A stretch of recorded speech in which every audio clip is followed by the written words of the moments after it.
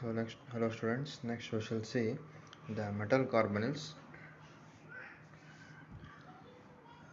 Just like metal olefins, the carbonyls has alkenes forms complexes by bonding with the metal to form metal olefin carbonyls. That is carbon monoxide also bonds with the metal to form a metal carbonyls. Carbon monoxide possesses a special property, that is carbon atom possesses a lone pair of electrons and unsaturation, due to which it can be used to form a dative bond with certain metal atoms, by virtue of which it combines with a number of metals under suitable conditions. So on this basis we can define metal carbonyls are coordination complexes of transition metals with carbon monoxide as ligands. Metal carbonyls are very useful in organic synthesis and as catalyst or catalytic precursors in homogeneous catalysis. So some of the examples are pentacarbonyl iron, tetracarbonyl nickel, octacarbonyl dicobalt.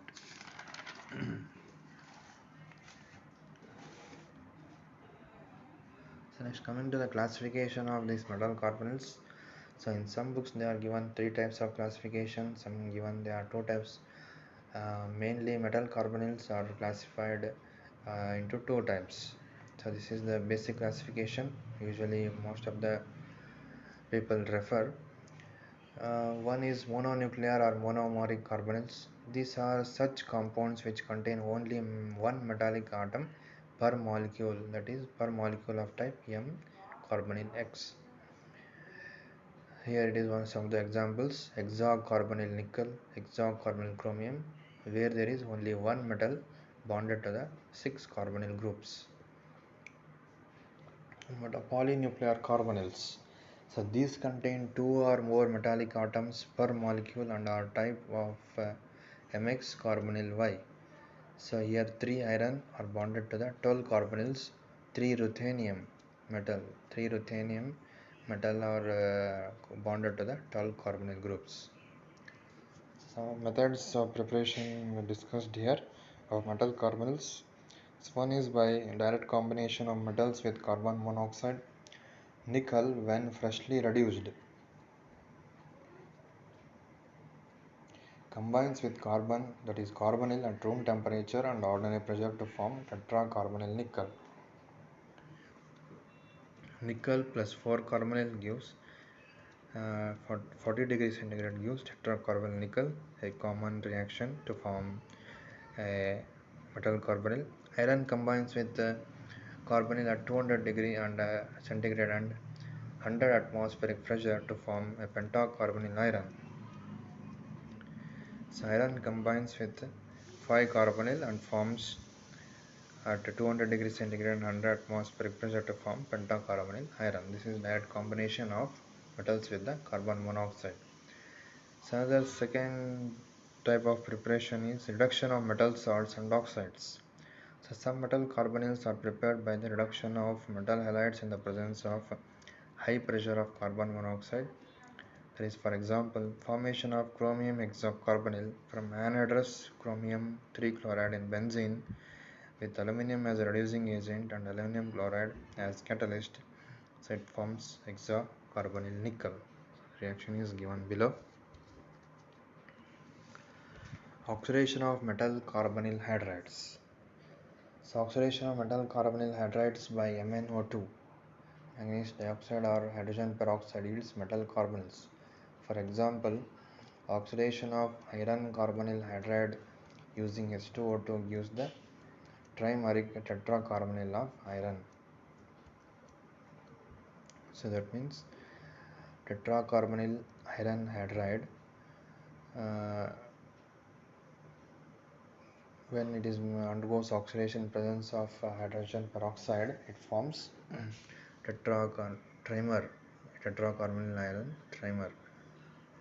So it also undergoes photolysis, thermolysis by reductive carbonylation. So some of the methods of preparation are given below.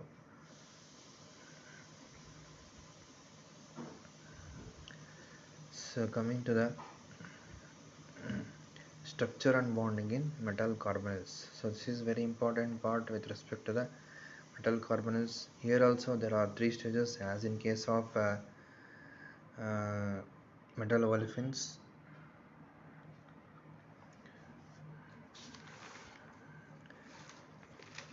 Carbon monoxide bonds to the transition metals using synergetic pipe star back bonding. So again the word synergetic is used here. Synergistic, pi star, synergetic, it is synergetic or synergic, pi star back bonding. Metal carbon bonding has three components giving rise to a partial triple bond. So one by one we shall discuss how the bonding forms in case of metal carbonyls. So first one is formation of sigma bond. So always a very easy way of understanding this one is, so sigma bond usually forms by overlap of sigma, that is SS overlap or SP overlap. So here also in case of metal carbonyl, sigma bond arises from the overlap of non-bonding sp hybridized orbital electron pair on carbon. So again we have to mention here sp hybridized electron pair on carbon, that is carbon here is carbonyl group of the carbon, that is ligand, with a blend of d, s and p orbital on metal. That is sigma bond is formed by the overlap of empty hybrid orbital on the metal atom with filled hybrid orbitals on carbon atom of the carbonyl molecule through lone pair electrons results in the formation of metal carbonyl sigma bond. That is carbonyl is showing arrow towards metal, it means electrons are donated from the ligand, that is carbon atom of the carbonyl, to the filled orbitals of the ligand to the empty orbitals or vacant orbitals of the metal. This is a common way of bonding. So this is as we have seen in case of metal olefin complex also, that is in any type of compounds the filled orbitals of ligand donates electrons to the vacant or empty orbitals of the metal. So this is common type of bonding, that is formation of sigma bond. So now coming to the formation of pi bond by back donation. The first one as we have seen here in the given in the figure. So carbonyl donates pair of electrons to the metal and forms a metal carbonyl sigma bond or sigma type of bond. Formation of pi bond by back donation. So second figure you can see here. So here in this case this bond is formed because of overlapping of filled d pi orbitals. Filled d pi orbitals are hybrid d pi orbitals of the metal atom. So you have to here listen carefully.